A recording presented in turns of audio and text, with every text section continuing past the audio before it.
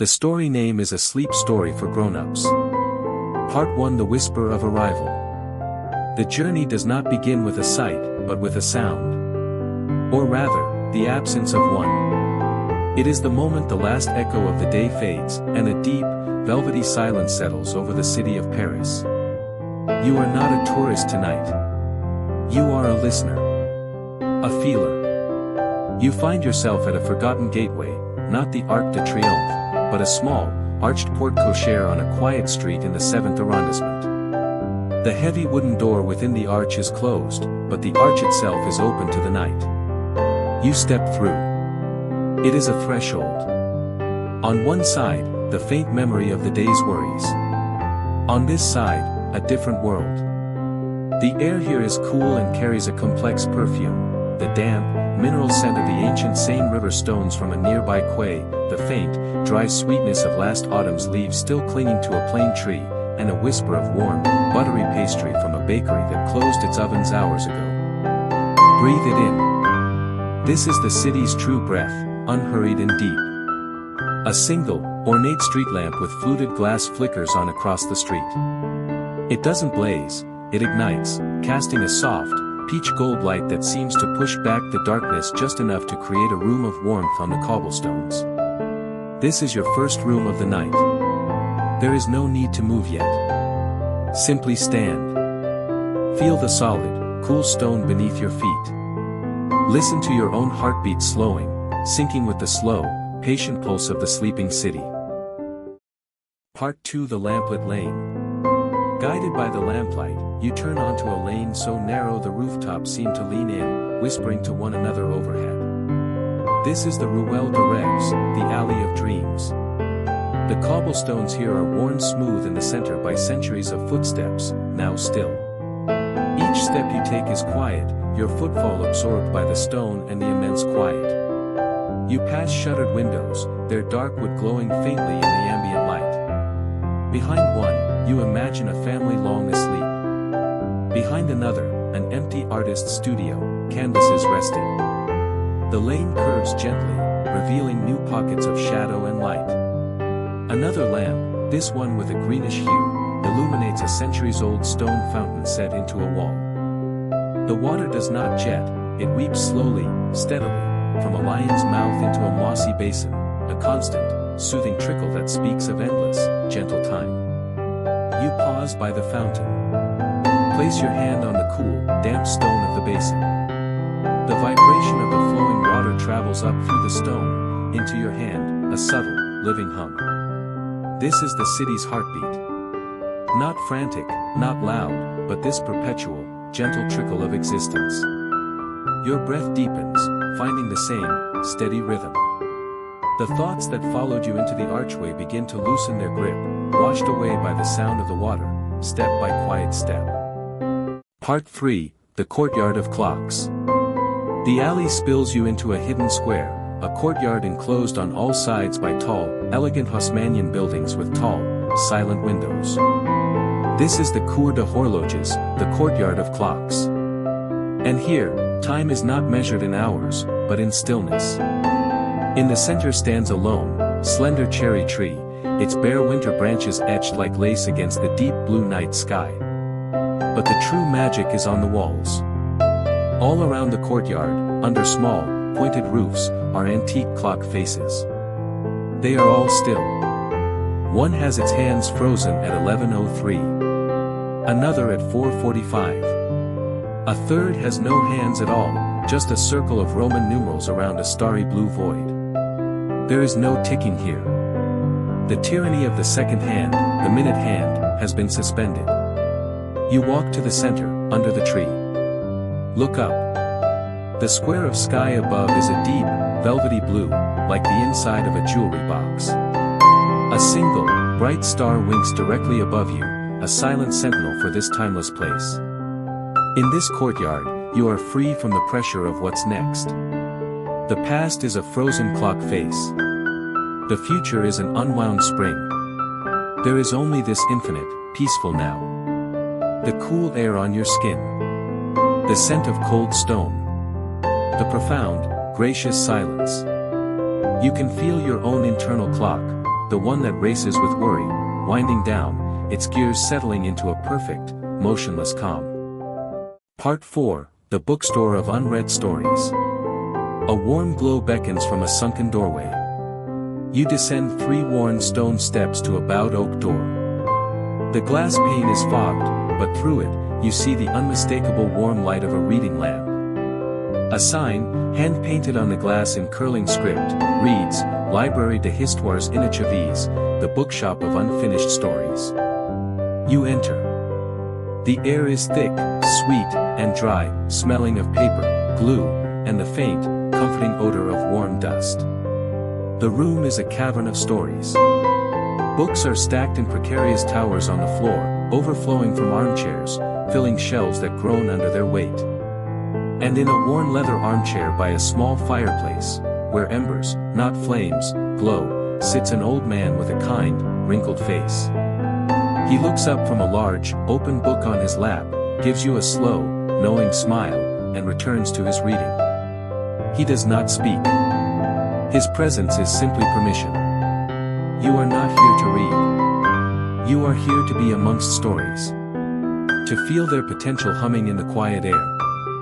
Each of these books holds a world, a struggle, a joy, a sorrow, all paused, all waiting patiently between their covers. Your own story, for tonight, is also paused. And that is a beautiful, restful thing. You sink into a deep, velvet armchair, letting the silence and the latent narratives wrap around you like a blanket.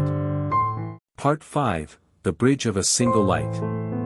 Leaving the bookshop's warmth, you are drawn by the expansive coolness of the night air towards the river. You find yourself not on a grand bridge, but on a small, pedestrian footbridge, the Passerelle de Billy. It is a narrow, elegant curve of dark wood and iron, connecting 2 silent quays.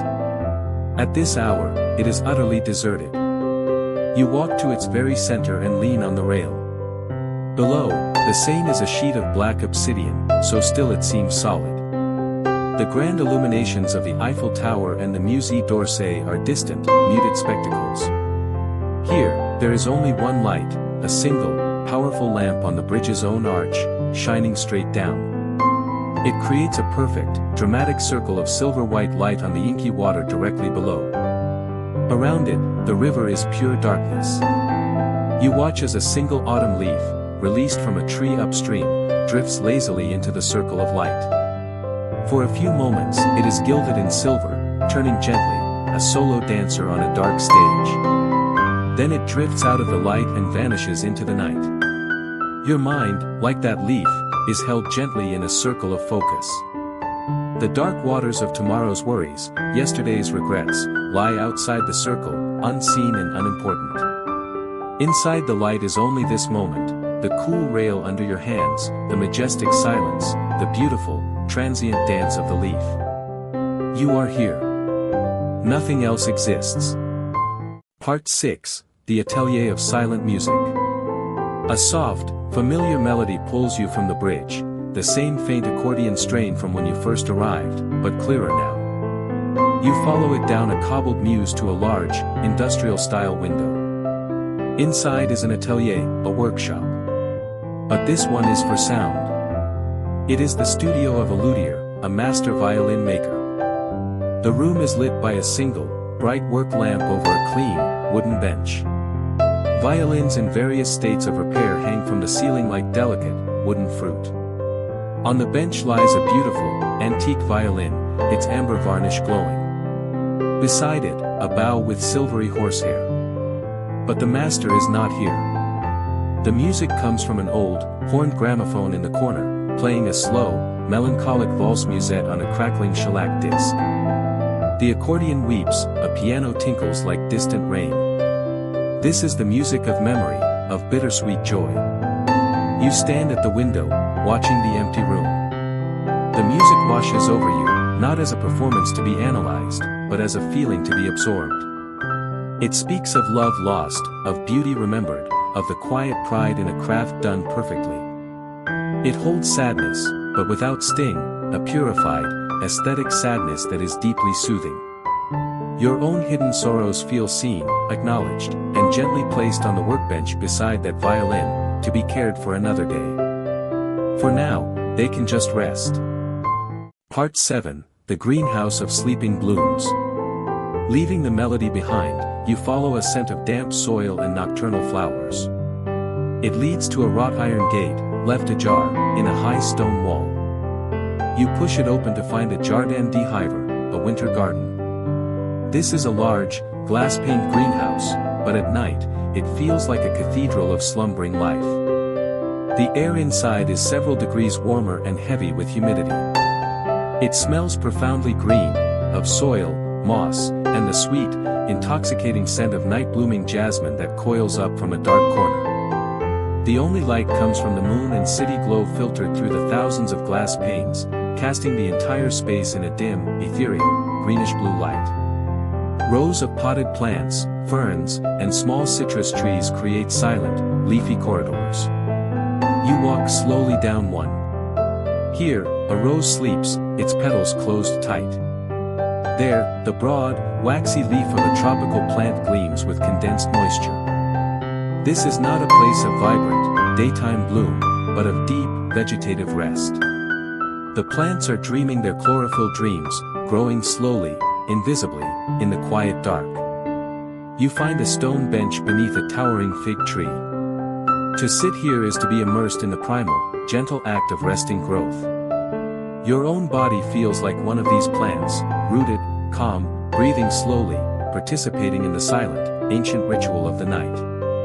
The urge to do anything at all evaporates. It is enough to simply be here, breathing this fragrant air, held in this glass vessel of peace. Part 8, The Square of the Sleeping Lion. Emerging from the greenhouse's humidity, the night air feels crisper, clearer. You enter a formal, geometric square, the place du lion dormant. In its center stands a bronze statue of a magnificent lion, not roaring in majesty, but lying down, its great head resting peacefully on its massive paws, eyes closed in eternal sleep. Benches line the square. You choose one directly across from the lion. The statue is illuminated by a soft, ground-level spotlight that makes the bronze seem warm, almost alive with a gentle glow. You match your posture to the lion's, sitting back, letting your own shoulders relax, your hands rest gently in your lap. There is a profound lesson here in the heart of the city. This symbol of ultimate strength, of raw power, has chosen rest. It is not weak, it is wise. It conserves its might, gathers its energy in stillness. As you gaze at the sleeping giant, you feel permission to do the same. You are not shirking duty by resting, you are gathering strength. You are not avoiding the world, you are preparing for it, from a place of deep calm. The lion's peaceful, powerful silence becomes your own. Your breathing slows to match the imagined, deep, slow breaths of the great beast at rest. Part 9, The Apothecary of Scents. A different kind of doorway draws you next. The window is filled with elegant, glass bottles of all shapes, lit from within by a soft, golden light. The sign, in gilded script, reads, Parfumerie ancienne, l'odeur du silence. The ancient perfumery, the scent of silence. You step inside. The air is not simply fragrant, it is a layered tapestry of scent, so rich it feels almost tangible. There are no loud, floral perfumes here. These are the scents of moments, of memories, of places. One bottle is labeled Bois de Pluie, rain wood. Another, Pierre Chaud de Matin, warm morning stone. A third, Souffle de Bibliothèque, library breath.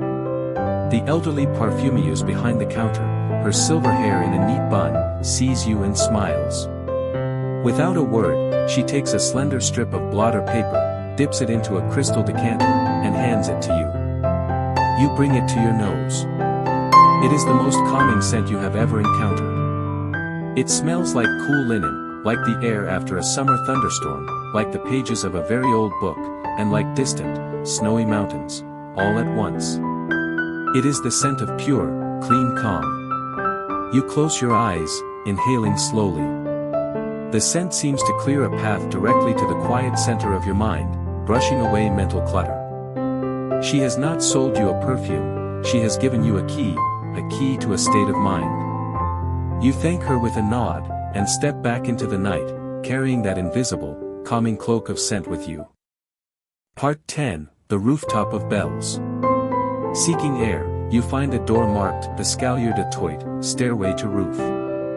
You climb a narrow, spiral staircase that emerges onto a vast, flat rooftop in the Marais district. The city unfolds below and around you in a breathtaking panorama of dark rooftops, chimney pots, and the gentle glow of countless windows. But the true wonder is above. The rooftop is the domain of the city's bells. You are level with the bell towers of nearby churches, St. Paul, St. Gervais. They are silent now, but their great, dark shapes are majestic against the starry sky.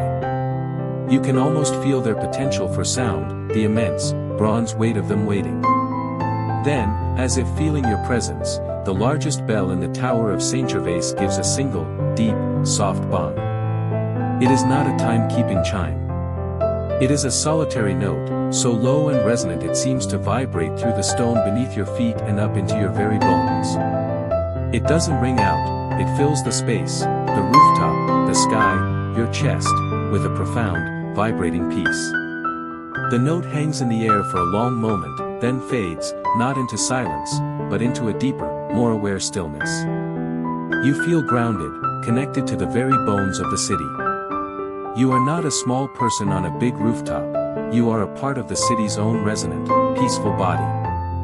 You lie down on the warm tar roof, looking up at the stars between the silent bell towers, feeling held and humbled by the scale and the quiet. Part 11, From the rooftop, you descend back to street level, drawn towards the crystalline glow of the Grand Palais Great Glass Roof. At night, the grand exhibition halls are closed, but the immense, Art Nouveau glass vault sits like a frozen wave of ice, illuminated from within by a soft, museum-grade white light. You don't go inside. Instead, you walk around to the back, to a long, rectangular reflecting pool that stretches before one of its stone facades. The pool is perfectly still. The illuminated glass roof and the ornate stonework are reflected with such flawless precision that it creates a perfect, upside-down duplicate world. You sit on the edge of the pool. The real world is above.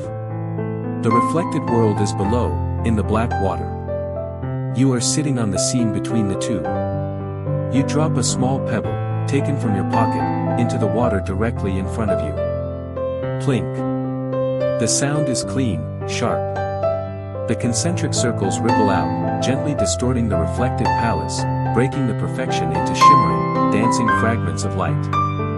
Then, slowly, the water stills. The two worlds mend themselves, becoming perfect mirrors once more. Your mind feels like that water. The pebble of the day's thoughts disturbed it. But here, in this calm, the ripples are allowed to spread, to dance, and then to settle. The reflection becomes clear again. You see yourself not as a distorted series of worries, but as a calm, whole part of this beautiful, silent scene. Part 12, The Café of the Last Customer. A single, warm square of light spills onto the pavement from a small corner café. The chairs are stacked on the round tables outside, but inside, the lights are still on. You peer in. The café is empty save for one last customer, an elderly gentleman in a hat and coat, sitting at the zinc bar. The bartender is slowly, meticulously polishing a wine glass with a white cloth. You enter. The bell dings softly. The bartender looks up, gives a slight, welcoming nod, and returns to his polishing. The old gentleman at the bar doesn't turn. He sips slowly from a small glass of amber liquid. There is no music. The only sounds are the soft shush of the cloth on glass, the gentle clink of the glass being set down, and the low hum of the refrigerator. You take a seat at a small table by the window. No one comes to ask for your order. There is no expectation. You are simply a part of the closing time ritual. You watch the bartender's practiced, meditative movements. You watch the old man's quiet contemplation. This is not a place for conversation or cheer. It is a place for the gentle, dignified act of ending the day. The warmth of the room, the soft light, the ritualistic silence, it all signals permission to stop. To be done. To let the day conclude with grace, not with a bang, but with this soft, polished, quiet click. Part 13, The Underground Archives. On impulse, you push open a heavy, unmarked door next to the café, expecting a storage room. Instead, you find a steep, spiral stone staircase leading down. You descend, the air growing cooler, damper, smelling of earth and old paper. You have entered the Archives de la Nuit, the night archives. It is a vast, low-ceilinged cellar, lined with endless rows of floor-to-ceiling metal shelves. But these shelves don't hold files. They hold boxes labeled with dates and simple words: Rires et touffes, stifled laughter, larmes de printemps, spring tears, soupers de la Seine, sighs of the Seine. This is where the city sends the emotions of the day that were too light, too fleeting, or too private to be kept above ground. You walk the silent aisles. The weight of collective human experience is here, but it is dormant, catalogued, at peace. You find a box with today's date. You don't open it. You simply place a hand on it. In that gesture, you imagine placing your own day's unresolved feelings inside, the minor irritation, the flash of anxiety, the unspoken thought. You leave them here, in this cool, dark, caring repository. They are safe. They are acknowledged. And you are lighter.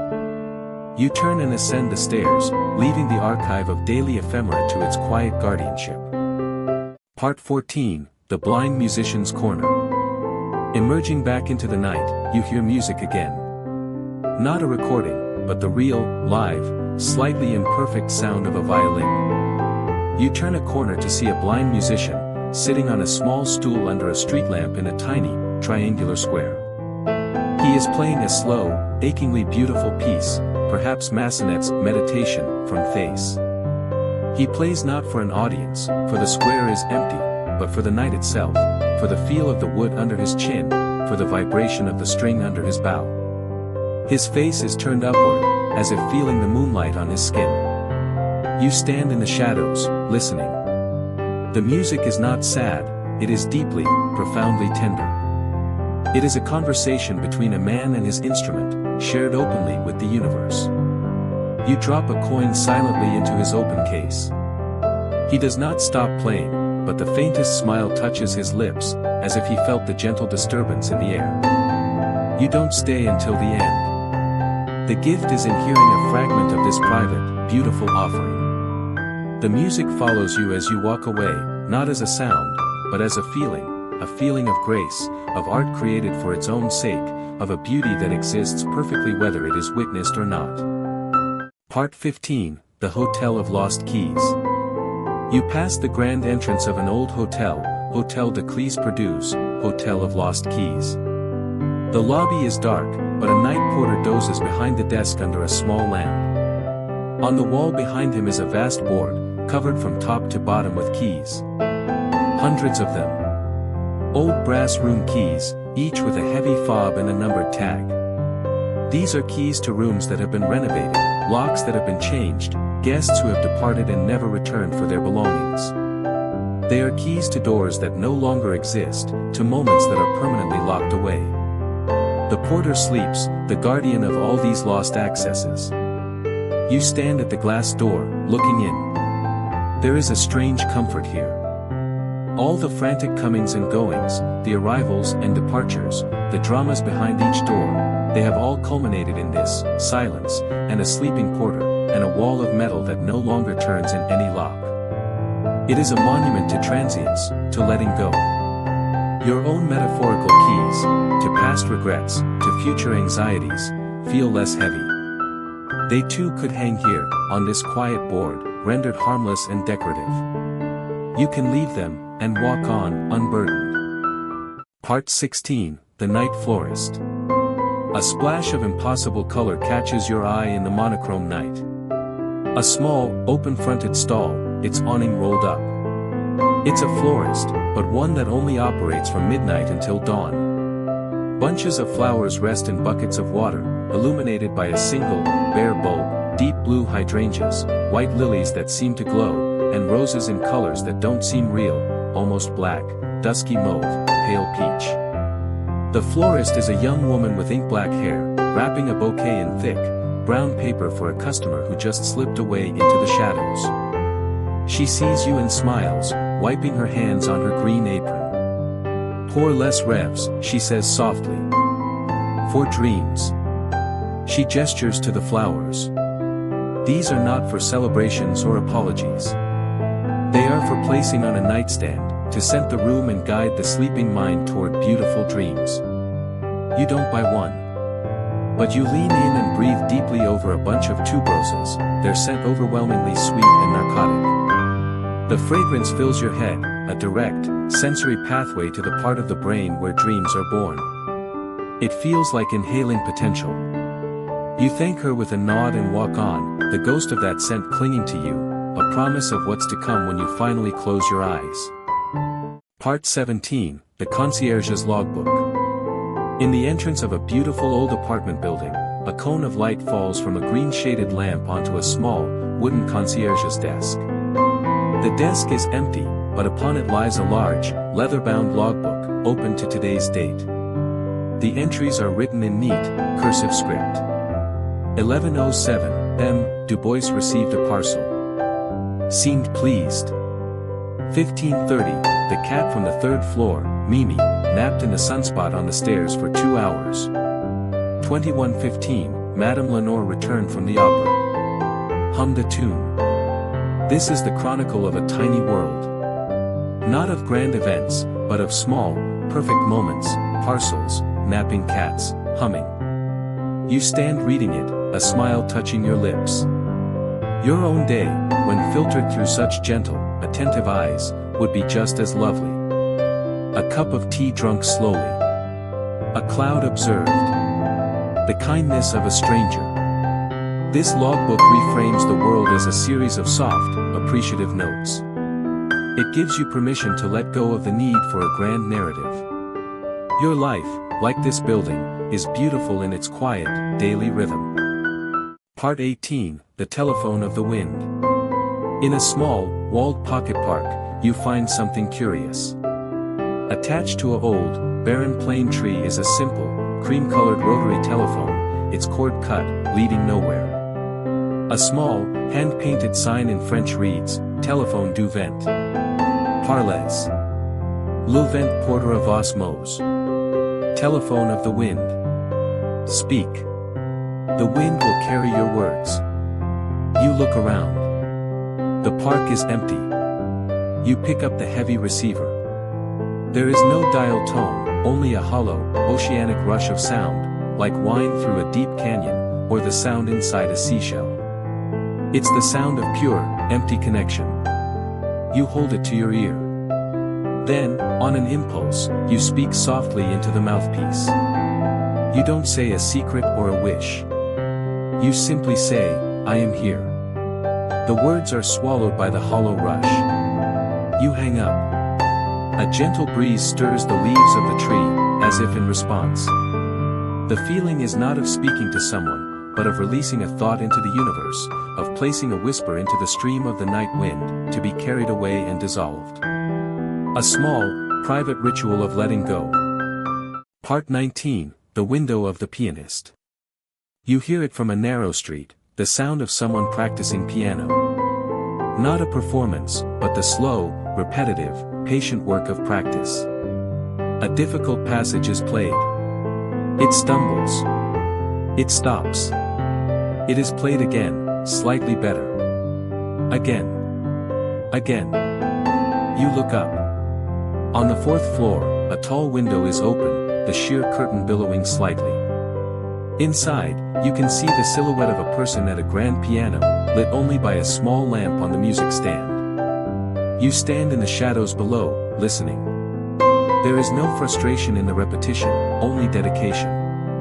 A love for the craft itself, for the incremental progress invisible to anyone but the practitioner. This sound is the antithesis of the finished, gramophone perfection from earlier. This is the beautiful, honest sound of becoming. It is a lullaby of effort without pressure. As you listen, your own mind struggles, to understand, to get better, to get things right, feel sanctified. They are not failings, they are simply you, practicing the difficult, beautiful passage of being human. The music, in its imperfect, striving loop, becomes deeply soothing. Part 20, The Island of Statues. Your feet take you across a bridge to the Isle de la Cite, but not to Notre Dame. You slip through a gate into the Square du Vert Galant, the small, tree-filled park at the island's western tip.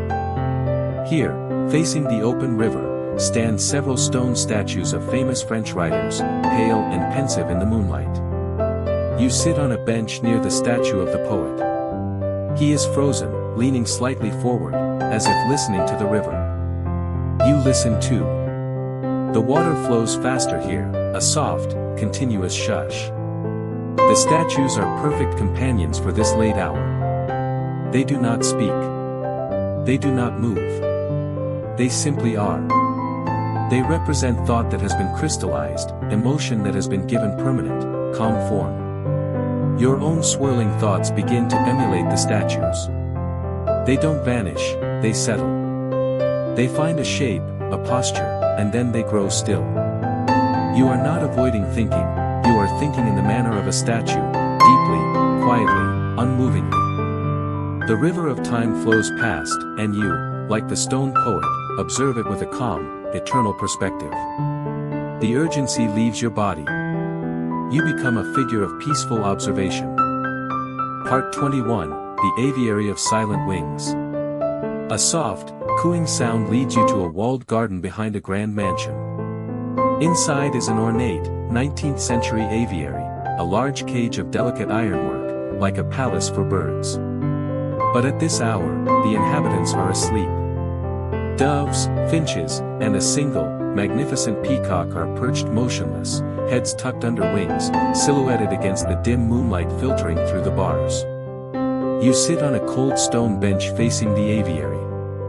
There is no fluttering, no song. Only the deep, restful silence of creatures utterly at peace. Their world, so vibrant by day, is now reduced to the gentle rise and fall of feathers with each breath. You match your breathing to their slow, invisible rhythm. In, out. In, out. To witness such complete surrender is a lesson. They are vulnerable in sleep, yet perfectly safe. They trust the night, the strength of the cage, the predictability of dawn. Your own need for vigilance, the tightness in your chest, the watchful mind, begins to soften. You are in a protected garden. The night holds you. You can trust enough to rest, as completely as these birds. Your consciousness begins to gently fold its own wings, settling into a soft, feathered darkness. Part 22, The Tailor's Dummy. Through a basement-level window, you see a small tailor's workshop. The work is done for the day. Scraps of rich fabric, emerald velvet, sapphire silk, are strewn on a large cutting table. But in the center of the room stands a headless, armless tailor's dummy, wearing a half-finished evening coat of the deepest midnight blue. It stands in a shaft of moonlight from the high window, a sentinel of potential. The coat is pinned, not sewn. It is pure possibility. It holds the shape of someone, but is no one. It awaits a story, a ball, a conversation, a life. Yet there is no urgency. It is content to wait in the silent workshop. You see yourself in that dummy. Not as empty, but as a vessel of beautiful potential, currently at rest. The events of your life are like that coat, beautiful, unfinished, being slowly shaped. But tonight, you are not the wearer, nor the tailor. You are simply the form, at peace in the moonlight, waiting with infinite patience. There is profound relief in this. The pressure to be finished dissolves. You are perfectly complete in your state of becoming. Part 23, The Observatory of the Heart. You climb one final spiral staircase, emerging onto a small, private observatory dome atop an old university building. The dome is open to the sky. A retired telescope points silently at the moon. But you are not here to look through it. You lie down on the wooden floor in the center of the dome, looking straight up. The curved architecture frames the sky like a pupil, with the moon as its brilliant iris. You are inside the eye of the night. The vastness is no longer intimidating, it is enclosing, intimate. You feel your own smallness not as loneliness, but as a relief. Your worries are infinitesimal against this scale. Your existence is a tiny, grateful note in a silent, cosmic symphony. You place a hand over your heart. You feel its steady, reliable beat. Thump. Thump. Here, under the sky, it feels less like the anxious ticking of a clock and more like the soft, deep drum of the universe itself, beating within you. You are not separate from the stars above. You are made of the same stuff, resting on the same earth, breathing the same ancient air. You are home. Part 24, The Final Candle. Descending back to earth, you find yourself in the cavernous, dark silence of a church, Saint-Étienne-du-Mont, perhaps. It is empty. The great rose window is a dark kaleidoscope. But at a side chapel, one single votive candle still burns in a red glass holder, its flame tiny but unwavering. You sit in a pew before it. This is not a candle of prayer, but of witness. It burns simply because someone lit it, and now it fulfills its purpose, to hold a small, brave point of light in the immense dark. It does not fight the darkness. It simply exists within it, defining the space around it with warmth. Your consciousness now feels like that flame. Not the blazing sun of daytime awareness, but a soft, steady, warm point of light in the vast darkness of sleep that is coming. It is enough. It is more than enough. It is beautiful.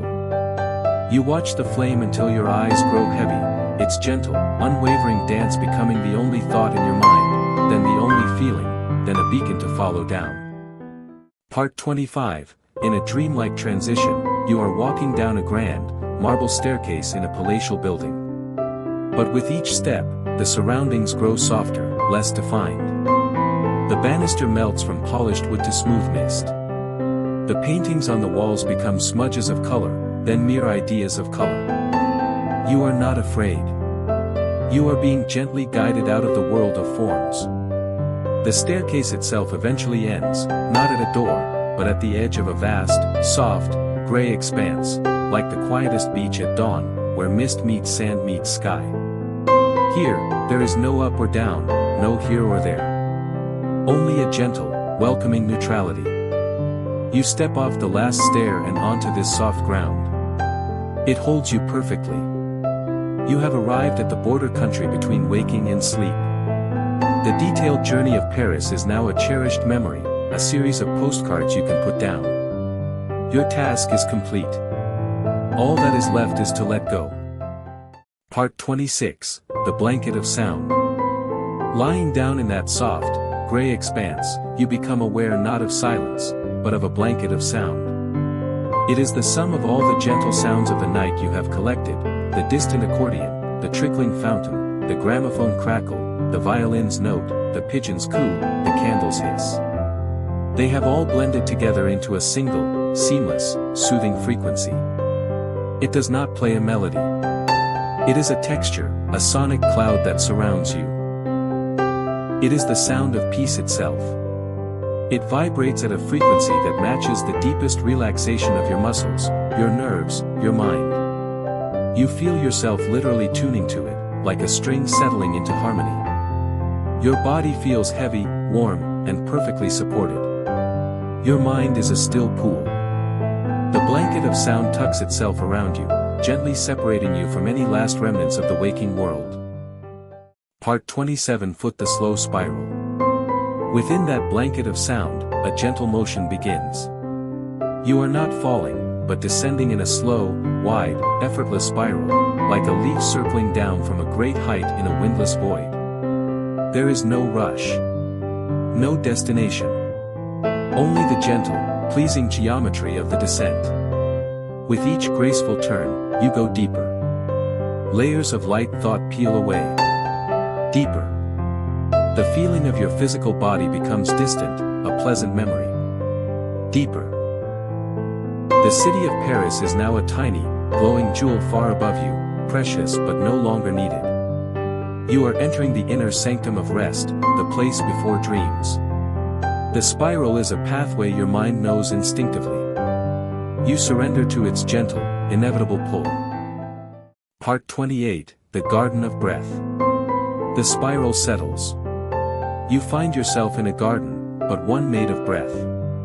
The air itself is warm and velvety. Each inhalation feels like drawing in a scent of profound peace. Each exhalation is the release of something you no longer need, a weight, a name, a thought. You are not breathing on your own. The garden breathes for you. In and out. In and out. The rhythm is slower than any rhythm you have ever known. It is the foundational rhythm of life, of the planet itself. Your heartbeat slows to match it. Your cells align to it. You are not a person resting in a garden. You are the garden, resting. You are the breath. Consciousness is now a diffuse, gentle awareness, without a center, without an edge. Pure, peaceful being. Part 29, The Single Star. In this depth, one point of awareness remains, soft as a thought. It is like a single, friendly star in a vast, inner sky. It holds no information, no memory. It simply is. A gentle, watching presence that says, all is well. This is the silent witness, the deepest part of you that observes sleep without being asleep. It is your anchor. It is your safety. Knowing it is there allows everything else to let go completely. You offer your final, waking thought to this star, a thought of gratitude for the journey, for the night, for the coming rest. The star accepts it, flickers once, warmly, and then its light begins to diffuse, to soften, to spread out into the welcoming, waiting darkness. The last part of the story, dissolving into the night. There is no more you to experience this. There is only the experience itself. The star has dissolved. The breath is the world's. The spiral is complete. You are not falling asleep. You are becoming sleep. The gentle, silent, creative darkness of the Parisian night, which held the lamplight, the music, the scent of flowers, the stone streets, now holds you. It is the same darkness. It is a loving darkness. It has been waiting for you all along, to return to it, to rest within it, to be remade by it. There is no border left to cross. You are home. Let go.